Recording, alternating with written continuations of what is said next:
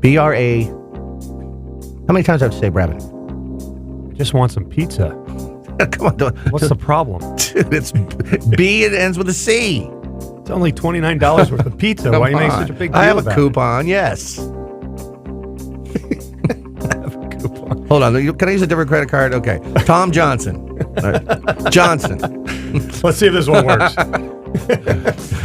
If you guys Victor are Thompson. Just joining us in the morning. The morning BM segment was about my credit card and how I was a nice guy and ordered pizza in Texas. You know, the nice guy was the somebody. guy that's ordering the pizza. Because, you know, like Hop said, they start little and dink away at you. But every time I'm with you, I was down in San Diego and someone stole your credit card. That's from right. the gas station. Yeah, remember? it was an American Express card. That was the one. That was the Greece one. Poor guy. You got some identity theft mojo going on here. Hey, you know what? The great thing is that it's American Express. That was the Grease one. That was started with the ice cream cone? Yeah, I remember. American. Because we got down. Well, most of your credit cards will get you cover your back. Ours does. I know, but American Express is really, really simple. Like I called American Express up, and the lady answered, and she goes, "Yep, I see the charge right here." Maybe they're behind it. Okay. No. Anyways. But then they ask you the questions like, so is this authorized? And I go, maybe not. I was like, yeah. I see you were at Vaughn's grocery store in Paso Robles. That yours? No. That was no. You had your transmission change. No, I don't have a car like that. Oh, that's yeah. so See, funny. no, you would be fraud, right? Yeah, I would never. Did you order pizza from the? You can't order pizza right through the American Express people, right? No, I did joke with her though. I said, "Can I get a pizza now?" You did say that's what it would have been. She started laughing. Too funny. She was great. So, the Masters. I think the last Saturday's show we were talking about how exciting it was getting that Tiger was in the mix and you couldn't take your eyes off him. I remember I mentioned saying that it's just that there's some kind of a vibe there that you can't help but watch and hope for. Yeah. And over the years, I have not been the biggest Tiger fan, as anybody who's listened to the show knows. But I'll tell you one thing, that's changed. And his way about himself, and of course, winning again has just been, it was the biggest, I can't believe the comeback after what he's been through. And everybody who's been listening lately knows the stories of his physical ailments and all his surgeries and his personal life. But, I've only had 2 little things fixed in my neck, and I'm barely can hit a ball anymore. And for him to be at that level, considering what he's been through, oh yeah, the perseverance and dedication. But anyways, it was incredible. And on Sunday, I got to watch every shot, and it was kind of cool because it was early. Changed it really early in the morning, so it wasn't the whole day I had to wait for. I got up really early, turned it on. I think it was 7:00 here our time. It started, and watched everything. We were done by 11. Right? It was pretty cool. Yeah. But it was one of the best things I've ever seen in the game of golf, and I'm not alone with that. Anybody who's following the sports, we didn't believe the amount of people that have commented. And so kudos to Tiger, but the big question is, where were you when it happened? Like, where were you when Nicklaus? Do you remember Nicklaus in 86 won? I was at my house. Or not at my house. I was at my house. So do you remember that? I was still, wow. I was all like 16 years old at that point. That's right, you were. Yeah. I was 26. I was the pro at Egremont Country Club, and we were up in the in the restaurant bar area of the country club. And were you eating pizza? We just ordered some pizza online. There was no online in '86. I love that. But it was. I just remember the whole vibe and everybody watching it on the screens and freaking out. It was also the same year that who was that great jockey? It was his last one of the. Oh yeah. I know. Willie Shoemaker. Yes, he won the Derby that year. It was right near that time.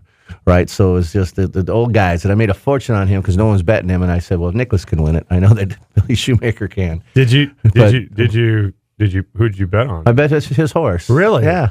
And nice. So because where I live, they had off-track betting just down the street. You can drive down the street and place your bets. So we drive over there, and it was in New York State. We were in Massachusetts, but on the border. But anyways, there's a few people here, and I want to share some stories. This was this guy Brian from Michigan, Brian Barsh. The night before, I explained to my wife, who is not a sports fan, that I was waking up early to watch the Masters and wasn't going to do anything until it was over. Fast forward to the leaders being on 11, all of a sudden, I hear the vacuum cleaner roaring in the next room. I got off the couch, calmly took it from her, and told her this was grounds for divorce. The dirt on the floor will be there 3 hours from now, and that's just fine. Then I walked to our living room and watched it till the end. P.S. I finished vacuuming afterwards. So Totally worth it. Absolutely. My buddy and I had tickets for Saturdays through the Masters lottery. It was the first time entering, and we were blessed to be there. But that's where our luck ran out. On Sunday, as we were watching Tiger take the lead on our flight back to Boston, the TVs in the airplane went out. As he was teeing off of 16, that's when the TV went out. So most of the plane must have been watching too, because I could hear all the groans. So the kid in the seat next to me started doing a play-by-play for everyone because his dad was texting him updates. So the little kid was texting updates in the airplane. That's cool. So you know how those airplane TVs sometimes work and sometimes don't. So that was pretty cool. And this guy, I was scheduled to have my appendix taken out, but I was hosting a Masters party that day in my man cave and was determined to see Tiger win. My wife was begging me to go to the hospital, though, and I did after the front nine. I didn't see it till the end, I didn't get to see the end, but the first thing I asked the nurses when I woke up was, did Tiger pull it off? So, there's all these stories of what people are doing because it's going to be history. This is history making, buddy. So This was big time. So is Tiger's good for the game? I think so. Now, unlike you, unlike me, you were at home. I didn't mean it that way. Unlike you were at home watching, and I was working that whole day, so I had it online. I could hear the audio, and I had video, but I was helping a bunch of people. Did you have pizza that day? I did not. Okay, go on. But I fully anticipated, because the Masters was early, I thought, Twilight, we're going to get slammed. Like, if he wins, we're going to get just pelted, which I was looking forward to. As a golf operator, you're like, that's what happened to a lot of other places. Yeah, you're thinking, like, this is going to just, it's going to explode, right? And so Twilight came around, and there was a decent amount of people. But not like what you expected. No. And I think my problem is I'm relating it to the late 90s, early 2000s, when you and I were working together. And I remember when the Masters would end, I mean, people would flock out to the golf course. It was amazing that it's like late Christmas Day when everybody goes out and plays with their toys. Yeah. Right? They got the toys, the day's settling down, and everybody goes and plays with toys. And you're right. Even us growing up, anytime that the tournament ended, if there was time left, man, we all went out. Yeah. And you're just pumped and you have to go play. So I'm surprised you weren't as busy, because a lot of places were. Yeah. And I'll share that with you. We were busy. I was surprised. We were busy during the tournament. I was really shocked by that. Well, I think it's because the dang time changes. Man, they changed that tournament starting time. People already had plans. Right. I bet you they weren't as pleased as they could have been. No. So they were DVRing, I'm sure. Right. But everybody was. But you're right, because I'm going to play in the morning. I'll watch in the afternoon. Yeah. People were coming in like, don't tell me. I said, don't worry. I don't know either. I really don't know anything. But I wanted to give you kudos, because after last week's show, we all said who we thought was going to win. And you said Dustin Johnson. I said the quiet man's going to sneak up without anybody seeing. And he did. I was still at Shoffley, which is who I picked. Yeah, cool. And then, by the way, on a side note, and I'll just share it. I have a picture of it as well. Robert Kaiser, who is the father of Austin Kaiser, who is the caddy for Xander. Mm-hmm. Yesterday, they played their skins game at Paso. They came in at 5. They got done. They all hang out in the bar, and he goes, Brabant, get in here. So I get in there, and they're all sitting around the table, and he pulls out from under the table a framed yellow Masters flag signed by Austin and signed by Xander, and it says, to our loyal PR Paso Robles Golf Club fans. That is so awesome. And I have a picture. I'll show you the picture. It's awesome. Have you hung it yet? Well, I put it on. God, that's cool. I put it on Mike Rautzer's desk, the owner, because it's I would be really nervous of hanging that in public. You'd have to really screw it in. You know what I mean? But you know what I mean? Unfortunately, you would. You'd have to bolt that sucker on there. It's amazing. I'll show you the picture. I have I have a Masters flag in my office signed. I do too. It's very cool. Yeah. And the effect, and I can tell you a couple of things. So James Aducci, probably one of the few people had one of the biggest Tiger Woods effects. He's the guy that bet the $85,000 that Tiger would win and got 14-1 odds. He won $1.2 million. Wow. I figured, and I think we talked about on the show, some rich guy, it wouldn't matter, it's $85,000, got a lot of money anyways. This guy did not have a lot of money. And matter of fact, he had to kind of find ways to get that much money to bet. So, and he's had some past issues in his life. He wasn't well off, and he won $1.2 million, biggest payout on a single bet in that booking place. How cool is that for him? So his life's changed. That's awesome. A little bit. And one of the cool things, Joe LaCava got a text from Tiger, and it was a one sentence. And Joe LaCava shared this. I read it this morning. And these are the Tiger's words. We did it. Appreciate you hanging in there with me. I love you like a brother. And the big thing wasn't about loving him like a brother, was that he added the word we. So Tiger actually wrote, we did it. That's really cool. And he said that's the first time that he's been really brought into that, as there a we instead of a I did it. Yes. You know what I mean? So he really meant a lot to him because he said we did it. So there you go, Tiger making some changes.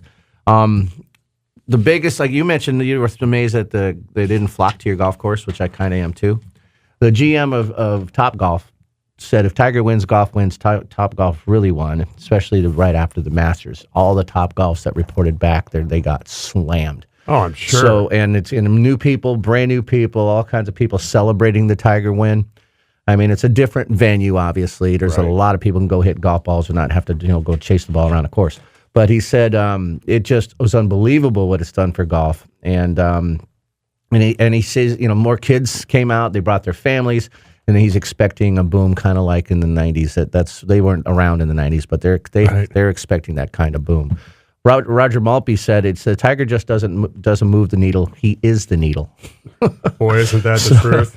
So, and then the comeback, can somebody, if Golf Digest, somebody from the writer said that Tiger's comeback could save the entire golf industry.